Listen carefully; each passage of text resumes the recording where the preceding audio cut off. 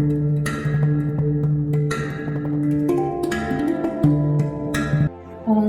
श्री गणेशाय नमः।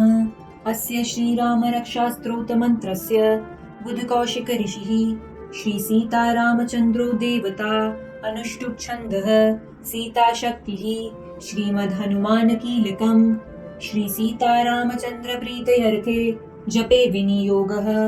अथ ध्यानम्। ध्यायेदाजानुबाहुं धृतशरधनुषं बद्धपद्मासनस्थं पीतं वासो वसानं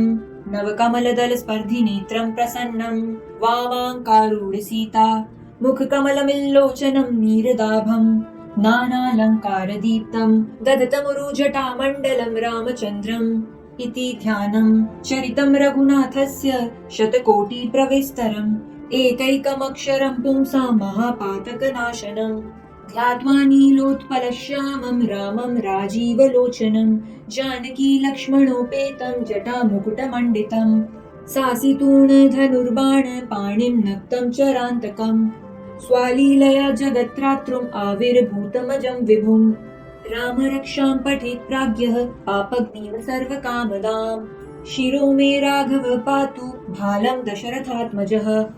कौसल्ये युदृशौ पातु विश्वामित्रप्रियः श्रुति त्राणं पातु मखत्रात्रां मुखं सौमित्रिवत्सलः जिह्वां विद्यानिधिः पातु कण्ठं भरतवन्दितः स्कन्धौ दिव्यायुधः पातु भुजौ भग्नेशकार्मुकः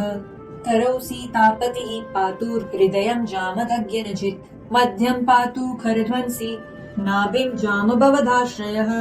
सुग्रीवेशः कटी पातु सक्तिनिः हनुमत्प्रभुः उरु रघुत्तमः पातु रक्षः कुलविनाशकृतः जानुनी सेतुकृत् पातु जङ्घे दशमुखान्तकः पादौ विभीषण श्रिदः पातु रामखिलं वपुः एतां रामबलोपेतां रक्षां यः सुकृति पठेत् स चिरायुः सुखी पुत्री विजयी विनयी भवेत् पातालभूतलव्योमचारिणश्छद्मचारिणः न दृष्टुमति शक्तास्ते रक्षितं रामनामभिः रामेति रामभद्रेति रामचन्द्रेति वा स्मरन् नरो न लिप्यते पापैः मुक्तिं च विन्दति जगज्जेत्रैकमन्त्रेण रामनाम्नाभिराक्षितम् यः कण्ठे धार्येत् तस्य करस्था सर्वसिद्धय वज्रपञ्जरनामेदं यो रामकवचं स्मरेत् अव्याहत्याज्ञ सर्वत्र लभते जयमङ्गलम् आदिष्टवान् यथा स्वप्ने राम रक्षामि मां हरः तथा लिखितवान् प्रातः प्राबुद्धौ बुधकौशिक आरामः कल्पवृक्षाणां विरामः सकलापदाम् अभिराम स्त्रीलोकानां रामः श्रीमान् सनः प्रभुः तरुणौ रूपसम्पन्नौ सुकुमारौ महाबलौ पुण्डरीक विशालाक्षौ चीरकृष्णाजिनाम्बरौ फलमूलशिनौ दान्तौ तापसौ ब्रह्मचारिणौ पुत्रौ दशरथस्यैतौ भ्रातरौ रामलक्ष्मणौ शरण्यौ सर्वसत्त्वानां श्रेष्ठौ सर्वधनुष्मतां रक्षः कुलनिहन्तारौ त्रायेतां नो रघुत्तमौ आर्तसज्जधनुषा विशुस्पृशा वक्षया शुभनिषङ्गसङ्गिनौ रक्षणाय मम राम लक्ष्मणावव्रतः पथि सदैव गच्छताम् सन्नद्धः कवची खड्गी चापबाणधरो युवा गच्छन् मनोरथोऽस्माकं रामः पातु स लक्ष्मणः रामो दाशरथी शूरो लक्ष्मणानुचरो बली काकुत्स्थः पुरुषः पूर्ण कौसल्येयु रघुत्तमः वेदान्तवेद्यो यज्ञेशः पुराणपुरुषोत्तमः जानकी वल्लभः श्रीमान् अप्रमेय पराक्रमः इत्येतानि जपे नित्यं मदभक्तः श्रद्धयान्वितः अश्वमेधाधिकं पुण्यः तं प्राप्नोति न संशयः रामं दूर्वादलश्यामं पदमाक्षं पीवन्ति न ते संसारिणौ नरः रामं लक्ष्मण पूर्वजं रघुवरं सीतापतिं सुन्दरं काकुत्स्थ्यं करुणार्णवं गुणनिधिं विप्रियं धार्मिकं राजेन्द्रं सत्यसन्धं दशरथतनयं श्यामलं शान्तमूर्तिं वन्दे लोकाभिरामं रघुकुलतिलकं राघवं रावणारिं रामाय रामभद्राय रामचन्द्राय वेधसे रघुनाथाय नाथाय सीताय पतये नमः।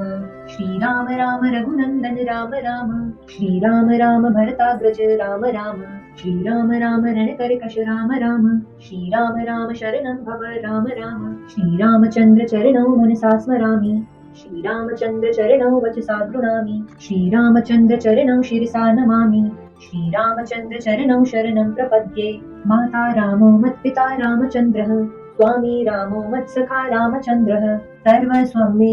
रामचन्द्रो दयालु नान्यं जाने नैव जाने न जाने दक्षिणे लक्ष्मणो यस्य वामे च जनकात्मजा पुरतो मारुतिर्यस्य तं वन्दे रघुनन्दनम्